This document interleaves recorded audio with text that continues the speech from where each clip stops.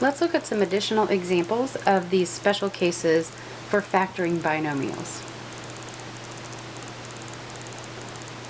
First, let's factor 50n squared minus 8.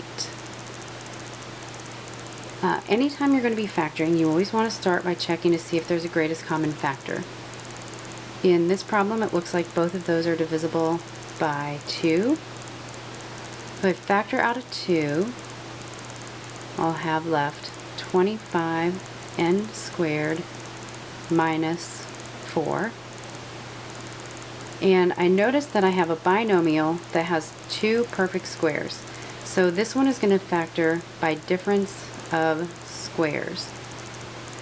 In difference of squares, what I want to do is figure out first what my f term is going to be. Since f times f is 25n squared, f is going to be 5n. Next, I want to figure out my L term. L times L is 4, so L is 2. Remember, the difference of squares formula is f squared minus L squared equals f plus L times f minus L. So we're going to be able to factor that 50n squared minus 8 into the 2 from the greatest common factor times f plus L, which is going to be 5n plus 2, times f minus L, which is going to be 5n minus 2.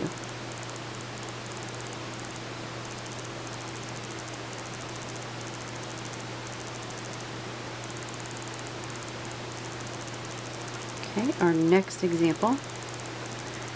Let's factor 864 x cubed minus 500. First, we want to look for a greatest common factor. Let's see, they're both at least divisible by 2. 864 divided by 2 would be 432, which is still even.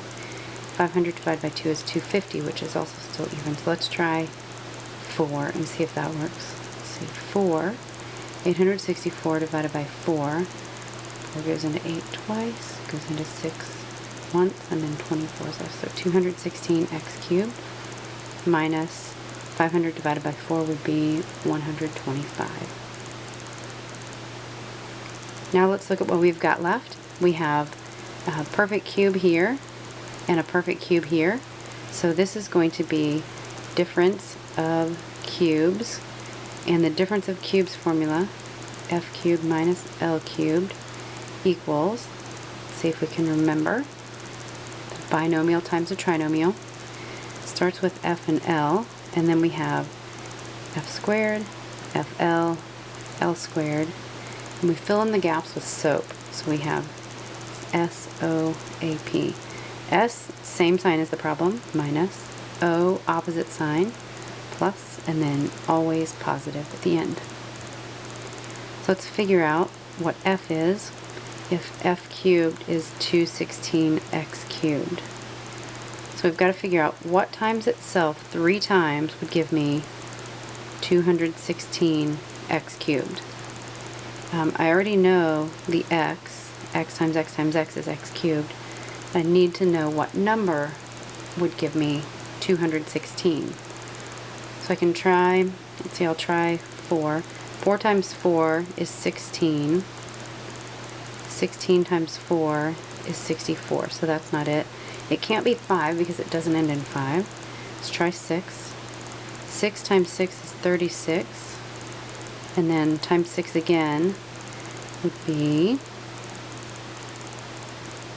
18, 21, 216.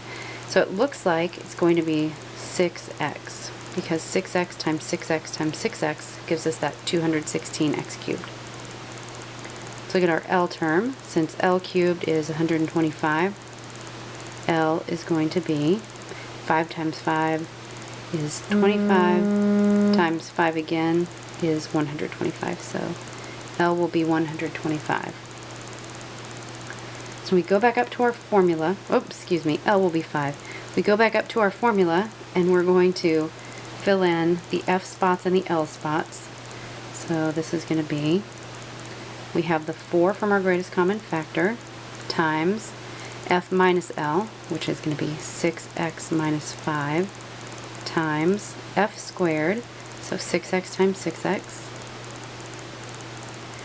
plus FL, so 6x times 5, and then plus L squared, 5 times 5, which will end up being 4 times 6x minus 5 times 36x squared plus 30x plus 25.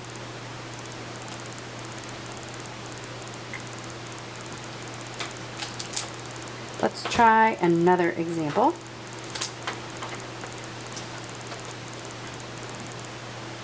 This time, how about 1 minus b squared?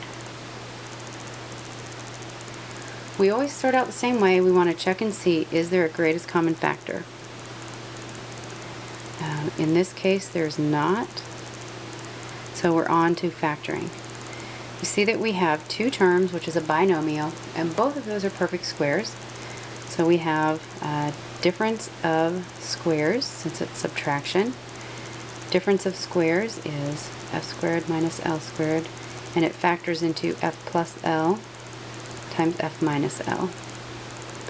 So we're going to want to figure out what f and what L are. Since f squared is 1, that means that f, what times itself gives you 1, has to be 1. And since L squared is b squared, L, which would be what times itself gives you b squared, has to be b. So 1 minus b squared is going to factor into f plus L, which is 1 plus b, times f minus L, which is 1 minus b.